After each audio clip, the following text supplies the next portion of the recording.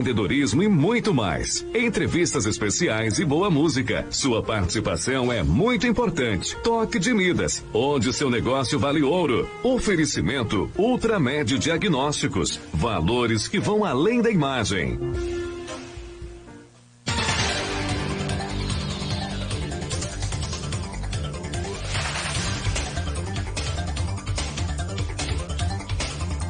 São 8h11.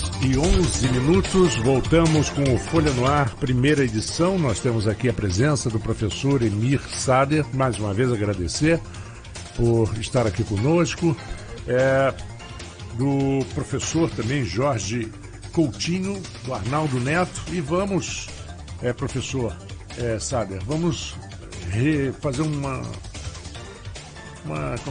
relembrar do espanhol, fala assim, hincapié. Eu acho uma palavra sensacional no espanhol, hincapié. Vamos dar uma recordada, assim, uma examinada na sua pergunta para o professor Sader. Sim. Justamente eu estava colocando a questão de ter nós temos, no governo Bolsonaro, nós temos uma composição social muito específica, né? Política, os militares, né? Uma tecnocracia militar, neopentecostais, né? Ultraliberais, uma espécie de neo-udenismo, digamos assim, né, no Moro e afins, né? Há um projeto que articule esses grupos todos e os mantenha coesos ali? Existe isso? Eu acho que como você falou, o governo está montado. Tem um núcleo militar, porque ele não tem partido, então foi incorporando militares. Tem um núcleo neoliberal, com o qual ele ganhou o apoio do empresariado, e tem um projeto do Estado policial, o lavajatismo, que é o Moro, que agora vai estar muito enfraquecido. O pacote dele já tinha dificuldade de passar no Congresso, agora não sei qual vai ser o destino dele, né? Então está montado. O Bolsonaro é um obstáculo, porque ele não agrega, ele até introduz conflitos, né? Só que tirar o Bolsonaro é um projeto delicado. Ele tem apoios, ele tem os filhos. Ele olha para o Temer e fala, meu Deus, se eu sair daqui, onde é que eu vou? Onde é que eu e os meus filhos vamos parar, né? Quer dizer, ninguém se protege, então ele vai resistir, não vai ser tão simples uma operação dessa ordem. O que os une é o projeto neoliberal. Quando ele fala a reforma da Previdência, todo mundo fica quieto, isso é por aí, a prioridade é essa, deixa tudo de lado, não sei o que lá, tá. Quando se deu o golpe na Dilma, a primeira medida foi botar o Meirelles para retomar o modelo neoliberal que tinha vigência até 2002. Então, esse é o projeto. Agora, só com isso você não faz nada. Esse projeto não tem apoio popular. O Meirelles chegou lá e aplicou o velho modelo sem acrescentar política social nenhuma, foi candidato a presidente da República, teve 2% de votos. Ele personificava aquilo, mesmo contando histórias mentirosas na campanha eleitoral, era isso. O Macri despencou espetacularmente porque é um modelo neoliberal, não tem conquista de apoio social. Então desviam do tema ou tentam ter um estado de exceção, que eles precisam restringir a democracia para aplicar um modelo que não tem apoio popular. Então a outra cara do modelo neoliberal é um estado de exceção.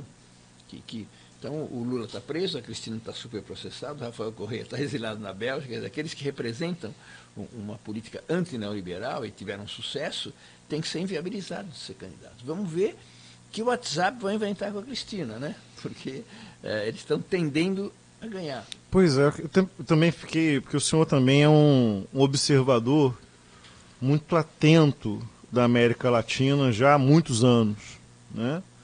E eu queria aproveitar a carona do comentário que o senhor fez sobre a Argentina.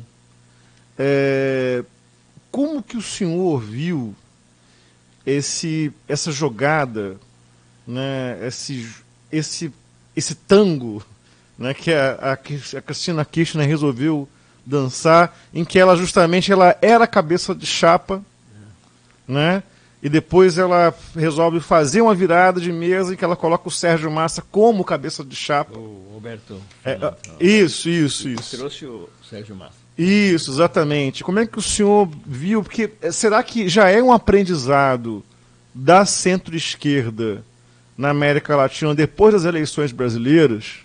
Porque essa é uma questão que me paira em termos de imaginação política mesmo, né? Será que a Cristina Kirchner já viu assim, olha, olha o que aconteceu no Brasil, né? O Lula insistiu e acabou encarcerado e tudo mais. Vamos fazer uma virada aqui para justamente evitar problemas? Tango ou milonga? É. Eu estava aqui com a palavra milonga, que eu ia falar. A gente tem em outubro 3 eleições na América Latina presidenciais, Uruguai, Bolívia e Argentina ao mesmo tempo, né? Final de Copa do Mundo. Mas eu acho que ela, em parte, é isso. Só que ela estava na frente com 9 pontos.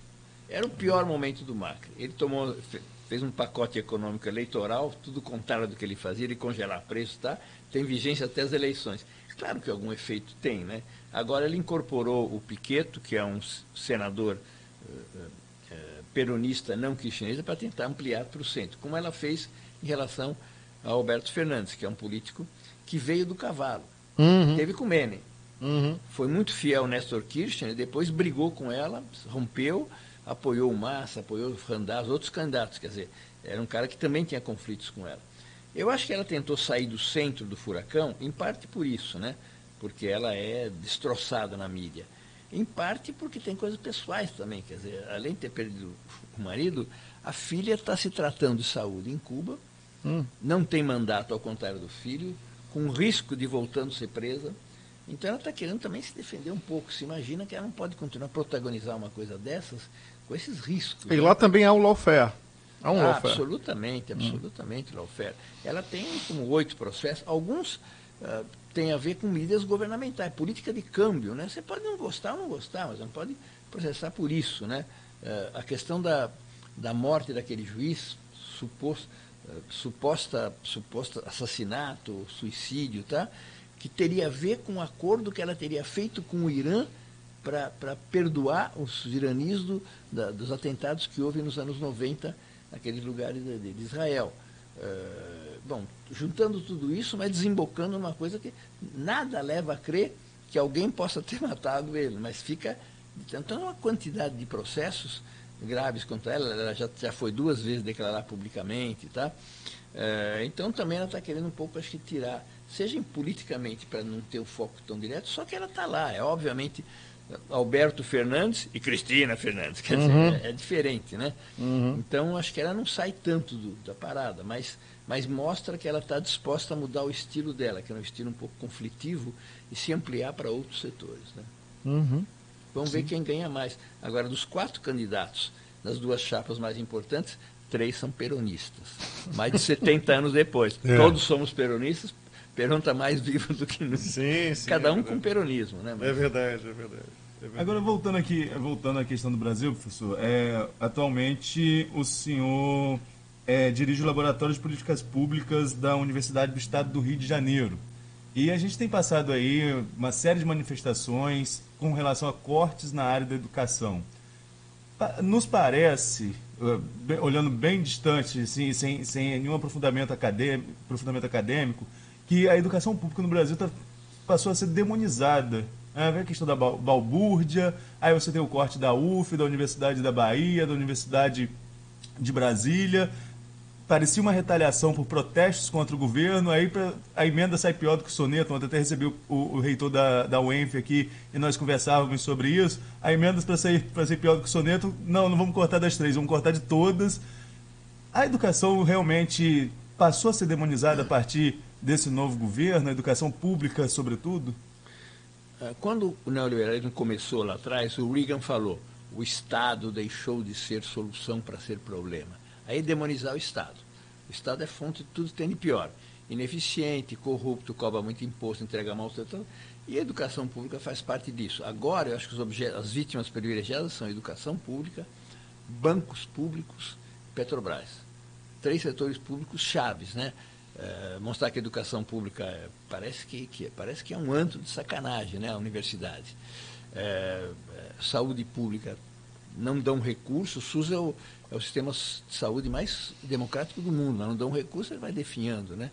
Bancos públicos, claro, se você não faz política social, não precisa de bancos públicos, você pode usar os bancos privados, né? Então, congela recursos para as políticas sociais durante 20 anos e vai fechando a Caixa, fechando o Banco do Brasil, né? E Petrobras, porque era o que desmentia tudo que eles falavam. melhor empresa brasileira era uma empresa estatal. Então tinha que transfigurar a imagem da Petrobras. E os professores, porque a ideia de ideias, de pensamento, né? E eles têm uma visão obscurantista total. E estão invalidando o futuro e buscando uma coisa conservadora e restaurar um passado supostamente ideal, né? O Bolsonaro fala que é a família, os pais de família que têm que dar educação sexual.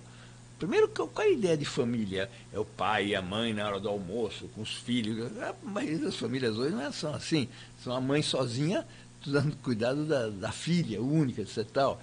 E nunca, a educação sexual você não aprende na relação com os pais. Mas essa é uma ideia de idealização da família, aquela Damares fala aquelas imbecilidades lá, mas todos de valores conservadores, né? Desqualificando tudo que é anômalo em relação à família tradicional e cristã. E acho que a educação pública é isso, né?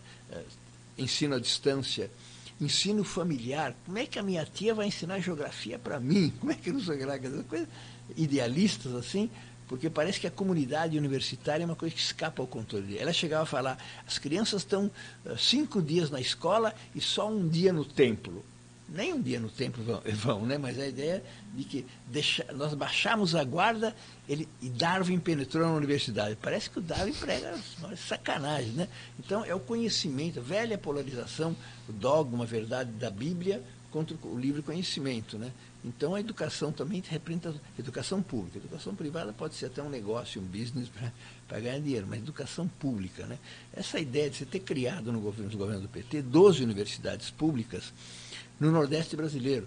Nenhuma delas, a reitoria é na capital, é no interior. Então antes era um cara da família para estudar, para ver se conseguia, não sei o que lá. Agora tem lá. Eu estive na Caravana, no sul do Piauí, tem uma universidade de 12 anos. Já formando professor. O Nordeste tem mais estudantes universitários do que o Sul do Brasil. Quanto que tinha antes? Nada. Então é um tipo de democratização que eles não toleram. Eles querem aquela criancinha, o conhecimento, como disse o ministro da Educação anterior, na universidade não é para elite mesmo, né? Não é para qualquer pé de chulé chegar na universidade, se formar, né? Então eles têm uma coisa com a universidade pública pela democratização, pelo conhecimento que isso significa. Então recursos para eles, para a educação, o Lula falava que recursos para a educação não é gasto, é investimento, né? Para eles é gasto mesmo, né? Cortar 30% dos recursos públicos é uma brutalidade. O reitor deve ter indicado o que significaria isso, né? Pois é. Inclusive, professor, vai aproveitar também a carona nordestina, digamos assim, né? Que eu também tive ano passado na Serra da Capivara, no Piauí, ali e tudo mais. Fui lá fazer um trabalho também até pelo MEC. E ali que eu entendi muito do que foi o impacto das gestões do PT naquela região. Naquilo ali houve uma modificação muito substantiva. Em termos econômicos, de infraestrutura, né, entrada justamente de instituições de ensino superior, e não somente públicas, mas também as privadas, na medida que não houve exatamente uma ojeriza ao crescimento do ensino superior privado também não. Né? Nesse sentido, vendo tudo que está... O ProUni tinha feito isso. Sem dúvida. E vendo justamente que nesse momento os governadores do Nordeste estão tentando fazer um consórcio para revitalizar o Mais Médicos. A pergunta que eu vou fazer ao senhor o Nordeste será que é a nova vanguarda dentro do cenário brasileiro em termos de abraçar bandeiras progressistas? Será que o Nordeste é um caminho? O Nordeste foi onde a vida das pessoas mais mudou, né? Você foi agora, se você tivesse ido antes, sabia a tristeza que era estar no Nordeste. Então o Nordeste foi onde a vida das pessoas mais mudou. E mais mudando, onde menos efeito teve a manipulação dos meios de comunicação. A eleição da Dilma em 2014, ela perdeu 2/3 a 1/3 no Centro-Sul e ganhou com mais de 70% no Nordeste. Porque a vida das pessoas mudou radicalmente, né? Então eu acho que não é a vanguarda, e é quem mais retrocede agora, porque o Estado se retrai, corta recursos, governadores progressistas eles também não querem conceder nada, então quem mais está retrocedendo, onde há mais aumento do nível de violência, aumento do desemprego, tá? É justamente quem mais avançou, né? Não sei se é vanguarda, mas é o resgate da região. Se governava para 1/3 de pessoas no Brasil, das quais pouca gente no Nordeste interessava para a dinâmica tradicional do capitalismo. Isso mudou, né? Isso mudou. Com o Lula, pobre não é problema, pobre é solução. Bota dinheiro na mão do pobre, ele não vai especular no HSBC ou na Bolsa de Valores. Ele vai consumir, vai gerar emprego, vai gerar emprego. Por que não se falava de déficit da Previdência? Porque 22 milhões de empregos com carteira de trabalho é mais gente contribuindo na Previdência. O único jeito de resgatar a Previdência é ter mais gente contribuindo e que, ao mesmo tempo, gerando, não é uma coisa artificial, gerando emprego com carteira de trabalho e com direitos, né? E o Nordeste foi mais beneficiado por isso, porque, como dizia o Lula, a mãe atende mais o filhinho que é mais pobrezinho, né, mais frágil, né? E foi um privilégio óbvio do Nordeste, né? Então mudou o mapa eleitoral do Brasil. Nordeste era lugar de voto de cabresto, passou a ser o Nordeste lugar de voto emancipatório, digamos, né? E no Centro-Sul, com influência dos meios de comunicação, ao contrário. Ao contrário, é manipulação dos meios de comunicação brutal, né? Professor, e o George citou mais cedo ali uma questão de mudança de estratégia, falando da América Latina, citando a insistência da candidatura do Lula, né? Que o Lula mesmo preso, condenado em primeira instância na Lava Jato, o senhor já deixou claro aqui a posição do senhor de que o Lula seria um preso político, seria uma conjuntura política para tirá-lo desse pleito, mas ele mantém essa candidatura até setembro, só então retira a candidatura e indica o Haddad como candidato a presidente pelo PT, ainda uma grande força política no país. A insistência na candidatura do Lula prejudicou o PT de alguma forma no segundo turno? A gente analisando hoje já assim 8 meses depois da eleição. Aquela insistência naquele momento, o senhor acha que foi um erro estratégico? Poderia ter feito uma conjuntura de centro-esquerda para tentar desarticular o poder do Bolsonaro que crescia naquele momento? Alguém tem dúvida de quem quer que fosse o candidato? Se fosse o Leonardo Boff, montariam alguma coisa de WhatsApp contra ele. É óbvio, quer dizer, o Haddad era uma pessoa de mínimo rejeição como personagem. E na pesquisa do Vox Populi se mostra que o fator decisivo na vitória do Bolsonaro foi a rejeição fabricada ao Haddad. A rejeição ao PT está lá, mas não era suficiente para derrotar. Então, se pudesse espichar mais ou menos, não seriam com essas monstruosidades montadas aí, porque na dinâmica normal o Haddad já estava na frente. No primeiro turno ainda, né? Quando se montou essa coisa monstruosa. Então essas coisas não escapam qualquer um, quer dizer, vai saber o que o Leonardo Boff vai ver que era um enviado do diabo, que estava disfarçado, não sei o quê. Então essas coisas acho que não alterariam, não. Ele foi porque não queria ele renunciar. Eles é que tem que impedi-lo de ser candidato sem provas. Eu quero aproveitar para dizer que esse livro meu, Lula e a Esquerda do Século XXI, é produzido por uma editora da Universidade, da UERJ, Laboratório de Políticas Públicas. As editoras públicas estão num bagaço daquele tamanho. Depende da rede de livrarias, que é muito ruim, quase sempre de shoppings. E, além do mais, 2 maiores distribuidoras do Brasil quebraram.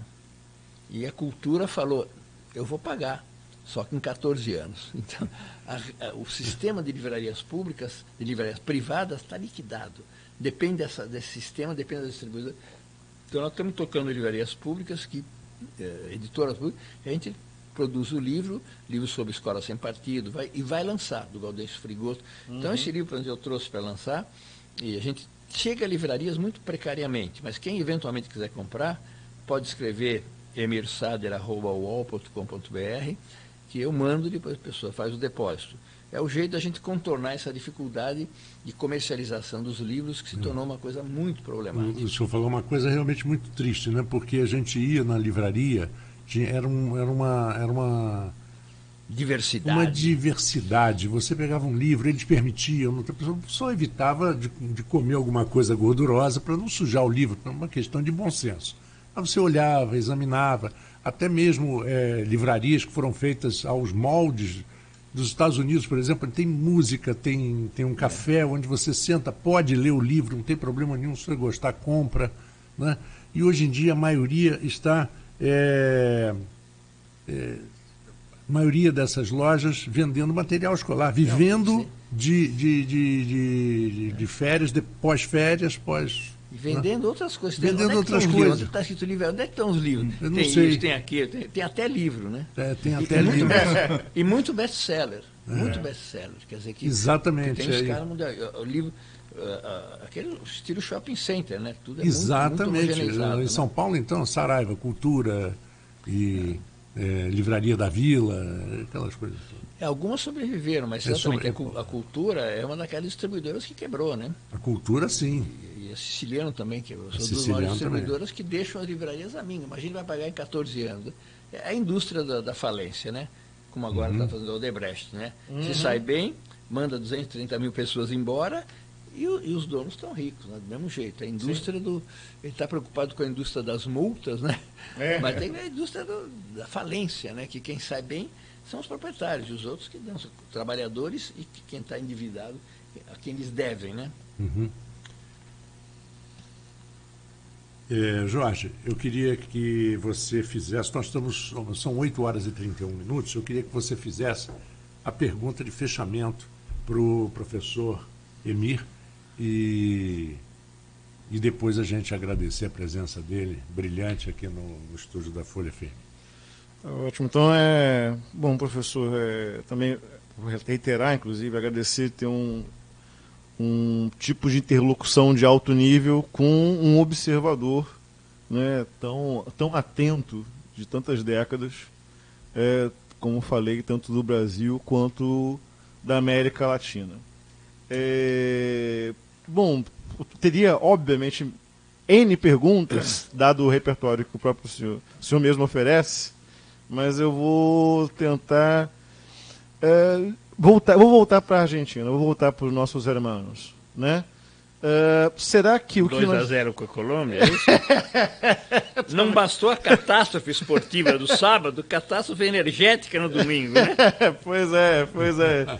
Mas o que eu digo é o seguinte, a questão será que o que nós vimos com o governo Macri foi uma tentativa de reedição de uma agenda neoliberal no Cone Sul, né? Uma agenda assumidamente neoliberal, que deu com os burros na água, né? A situação nesse momento da Argentina, greve geral, e etc., críticas muito fortes da classe trabalhadora argentina, etc.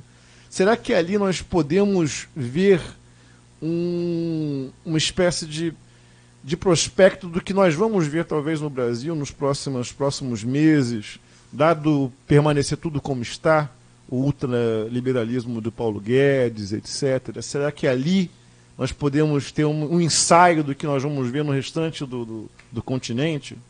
A Argentina está desfeita, né? 72% de taxa de juros. Quem vai fazer investimento produtivo segundo ano com 48%, 50% de inflação? Não tem salário que corra atrás disso, né? Agora, não, o que eles viveram lá, o que a gente já viveu no governo Temer, já viveu no governo Temer, um governo que só tem agenda negativa, né? Destruição de patrimônio público, destruição de direitos trabalhadores, destruição de direitos sociais, não tem nenhuma agenda positiva. Quer dizer, a direita não aprendeu. Ela acha que ela teve sucesso nos anos 90 e que nós fracassamos, a esquerda, que sou da esquerda, e retoma o mesmíssimo modelo. Não tem nem farsa de política social. Ajuste só leva a aprofundar a recessão. É cortar, e mais recessão, mais desemprego. Então, não tem outra agenda, nem o Meirelles, nem eles na Argentina, e nem agora, né? Nem agora. Então, nós estamos na recessão. A ideia deles é de que tem obstáculos para os investidores investirem, no empresário investir. O Bolsonaro até fala, coitado dos empresários. Estão tirando todos os obstáculos, até direitos dos trabalhadores, liquidando direitos dos trabalhadores. Invistam, não tem regulamentação nenhuma, nem meio ambiente, nem nada. E estamos na recessão. Até porque eles investem na especulação financeira. Dinheiro tem, ninguém rasgou dinheiro no Brasil. O escândalo econômico são os balanços dos bancos privados. Quer dizer, o dinheiro está na mão deles. É um banco privado, é um setor financeiro que não financia mais a produção, o consumo ou a pesquisa. Vive do endividamento de governo, de empresa e de família. Então, quanto mais endividadas as pessoas, mais eles estão bem. Quer dizer, o dinheiro está aí. Só que está na mão de quem não investe nada. No fim do dia, Bolsa de Valores, não sei quantos zeros, não se produziu nenhum bem, nenhum emprego. Comprou e vender papéis. Especulação financeira, capital financeiro que não é apoio à produção. É capital financeiro que é o eixo da economia e que vive da especulação financeira. Bom, professor Emir Sader, nós nos sentimos muito honrados com a sua presença aqui na Folha da Manhã, no Grupo Folha e na Rádio Folha FM, que é uma rádio que tem pouco tempo, mas a gente tem procurado trazer para o nosso ouvinte o melhor, inclusive, às vezes, de vários vieses, né? Para que se discuta, para que se chegue a conclusões. Eu acho que essa é sempre a forma mais inteligente. Democracia é pluralismo. Exatamente. Democracia é pluralismo. Então, foi uma grande honra conhecê-lo, tê-lo aqui conosco, e espero que volte. Né? Volte, ou para conhecer mais a origem libanesa aqui da cidade, ou a sua culinária, que tem coisas muito boas aqui na cidade também. Excelente.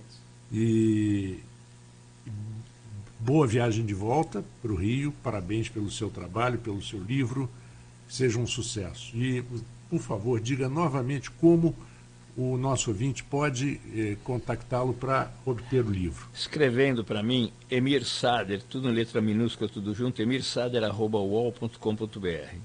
Eu, mandando o endereço, eu mando o livro e dou a conta para a pessoa fazer a transferência. O livro custa R$30, mais correio acaba saindo 40. Perfeito. Muito obrigado muito ao George por estar aqui conosco. George, você já faz parte dos móveis e utensílios da Rádio Folha FM. Obrigado, Júlia, também, pelo carinho, pela presença bonita dela, que sempre agrada.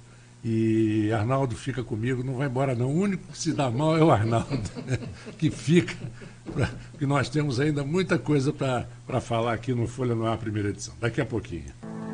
Uma das maiores fontes de desenvolvimento